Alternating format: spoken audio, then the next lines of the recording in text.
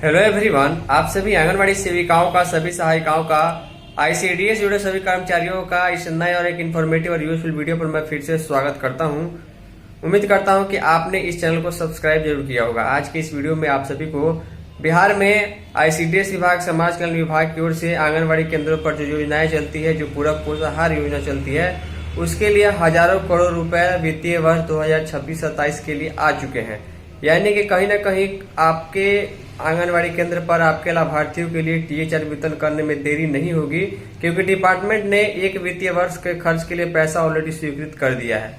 अब बड़ी बात यह है कि कई जगहों पर यह खबरें आ रही है कि उनका चावल का आवंटन खत्म हो चुका है, लेकिन चावल के आवंटन नहीं रहने के चलते जो है टीएचआर वितरण समय पर नहीं हो पा रहा है। क्योंकि पिछले 2 वर्षों से सिस्टम इस प्रकार का है कि आपको आपके 3 महीने 2 महीने का चावल का आवंटन एक बार में सभी केंद्रों पर मिल जाता है। उसके बाद टीएचआर का पैसा मिलता है, सामान की खरीदारी होती है तो टीएचआर का वितरण होता है। लेकिन जो है यहाँ पर देखने को ये मिल रहा है कि पैसा तो है, सेविकाओं को टीएचआर की राशि उपलब्ध है, लेकिन चावल का आवंटन नहीं होने के चलते, चावल का स्टॉक नहीं होने के चलते जो है टीएचआर का वितरण होने में परेशानी हो रही है। और कई बार देखने को मिल रहा है कि उस महीने का टीएचआर उसमें नहीं हो पा रहा है, क्योंकि सिस्टम अब एफआरएस का है। अगर अप्रैल महीने का एफआरएस आपने किया है तो इसका मतलब आपके यहाँ टीएचआर अप्रैल का हुआ है।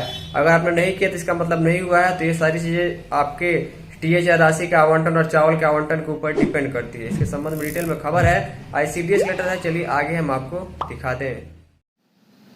तो फाइनली ध्यान दीजिएगा, पोषाहार योजना के संबंध में समाज कल्याण विभाग बिहार सरकार का जो ऑफिशियल लेटर है, स्वीकृति आदेश का लेटर है, यानी कुछ चीज़ों की स्वीकृति दी गई है, उसके बारे में आपको देखने को मिलेगा। इस लेटर के प्रेषक योगेश कुमार सागर जो आईएएस है, समाज कल्याण विभाग के अपर सचिव हैं, उनके द्वारा महालेखाकार पटना को ये लेटर जारी किया गया है। यहाँ पर देख पा रहे लेटर जो है पटना में 15 अप्रैल को ऑफिशियल तौर पर जारी किया गया है। यहाँ पर देखेंगे तो पत्र का विषय आपको दिखाई दे रहा होगा, आपको चीज़ें समझ में आ रही होंगी।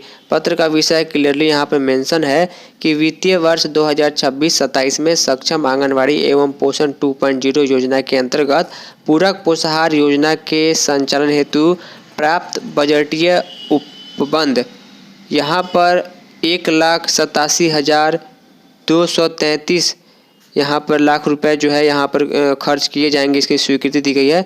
यानी कुल मिलाकर सिंपल शब्दों में कहें तो लगभग 1800 करोड़ रुपए से अधिक जो है 1872 करोड़ रुपए से अधिक का पैसा यहाँ पर वित्तीय वर्ष 2026-27 में पूरक पोषाहार योजना के लिए खर्च करने के लिए सरकार ने स्वीकृति दे दी है। एक वर्ष में टीएचआर वितरण करने में, पोषाहार संचालन में कभी कोई दिक्कत नहीं हो, वहाँ पर व्यवधान नहीं आए, पोषाहार नहीं रुकना चाहिए, इसके लिए सरकार ने पहले ही लगभग 1872 करोड़ रुपए जारी कर दिया है, उसकी स्वीकृति दे दी है खर्च के संबंध में।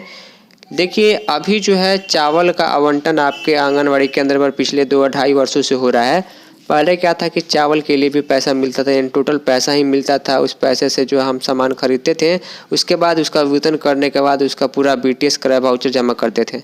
लेकिन अब चावल का आवंटन जो है पैसा नहीं मिलता है, अब सीधे आवंटन होता है। अब दिक्कत यह है कि पैसा मिलने में समय नहीं लग रहा है, पैसा मिलने में कोई दिक्कत नहीं है, लेकिन जो चावल की समस्या है, चावल समय से नहीं मिलने के चलते जो है, स्टॉक नहीं रहने के चलते जो है टीएचआर का वितरण करने में परेशानी हो रही है और कहीं कहीं गैप भी हो जा रहा है। इसका समस्या सेविकाओं को झेलना पड़ रहा है, क्योंकि लाभार्थी को तो ये मालूम है कि सेविका के पास सामान आता है, लेकिन सेविका नहीं देती है, तो यहाँ पर दो तरफा जो समस्या झेलना पड़ रहा है। तो चलिए नीचे लेटर की तरफ आते हैं और आपको सारी चीज़ें समझाते हैं। लिखा गया महाशय, उपयुक्त विषय के संबंध में कहना है कि समाज कल्याण विभाग के संकल्प संख्या इतना दिनांक इतना से सक्षम आंगनबाड़ी एवं पोषण 2.0 योजना के क्रियान्वयन की स्वीकृति दी गई है।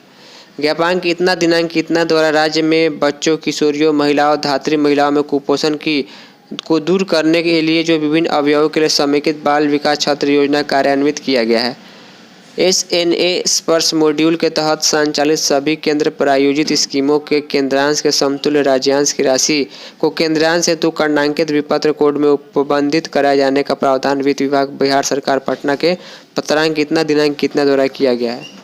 लिखा गया है कि इसी के क्रम में वित्तीय वर्ष 2026-27 जो 1 अप्रैल 2026 से शुरू है और 31 मार्च 2027 तक जो वित्तीय वर्ष 2026-27 चलेगा, इसके लिए इस योजना में कोई भी संचालन में समस्या ना हो, इसके लिए 1872 करोड़ रुपए की स्वीकृति जो है निम्न प्रकार से दी जाती है। यानी कि 1800 करोड़ रुपए से ज़्यादा जो है यहाँ पर सरकार ने जो है पैसा जारी किया हुआ है, स्वीकृति दे दी है। यहाँ पर देख पाएंगे किस प्रकार जो है ICDS योजना के अंतर्गत सक्षम आंगनबाड़ी एवं पोषण 2.0 पोषाहार योजना के अंतर्गत जो है 54,000 करोड़ रुपए, इसके अलावा एकीकृत ICDS स्कीम के तहत जो है केंद्रीय विशेष घटक में 1,20,000 करोड़ रुपए, इस प्रकार जो है कुल मिलाकर 18,000 करोड़ रुपए से अधिक का पैसा यहाँ पर खर्च होगा।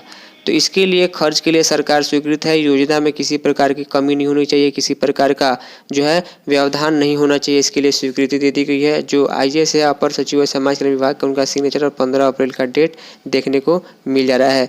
तो ये सारी चीज़ें हैं THR वेतन के संबंध में, आवंटन के संबंध में खबर थी। उम्मीद करूँगा आपको जानकारी मिली होगी। इस वीडियो में इतना ही, तब तक के लिए धन्यवाद।